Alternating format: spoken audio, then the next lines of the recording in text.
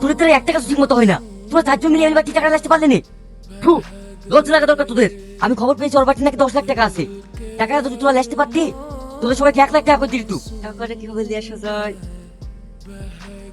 ভাই আমি পারবো টাকাটা নিয়ে আসতে। তুই পারবি? হ্যাঁ পারবো। আপনিও না বস, আমরা 4 জন মিলে টাকাটা আসতাম না, আর ও একাই গেলে চলে আসবে। নাম কি তোর? রাজু। বাবার নাম কি? জাব্বার আলী। জাব্বার আলী? দক্ষিণ পাড়া জাব্বার? এই বুলা, যাও তো বাইরে দেখে দেখা। যেটা বললাম সেটা কর। ঠিক আছে বস। এই কে রে?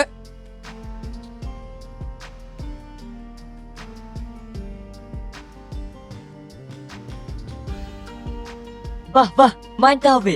তোর ওই বুকের ভিতরে কলিজার দম আছে। ভাই আমার পাওনাটা। এই লে, আমাদের সব কথা জানে কেউ জানতে না পারে। না না ভাই, কাউকে বলবো না। আসি ভাই। ও তুমি তাড়াতাড়ি বাইরে আসো।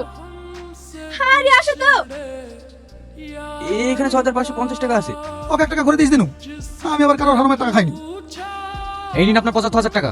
এত টাকা তোর বাবা পাঠিয়েছে নাকি? তাহলে তুই এত টাকা কোথায় পেলি? সেটা আপনার জানি কোনো কাজ নাই। শুনুন শুনুন। না না, তোদের উপর বিশ্বাস আছে। তোর বাপ সৎ মানুষ, তার ছেলে হয়ে তুই বেমানি করতে পারিস? এই দিনু, ওদের গরুটা দিয়ে আসিস। যা তুই বাড়ি চলে যা, হিসাব করাবা। না, এখনো হিসাব বরাবর হয়নি। এইবার হিসাব বরাবর। মেঘা, এটা তোর জন্য।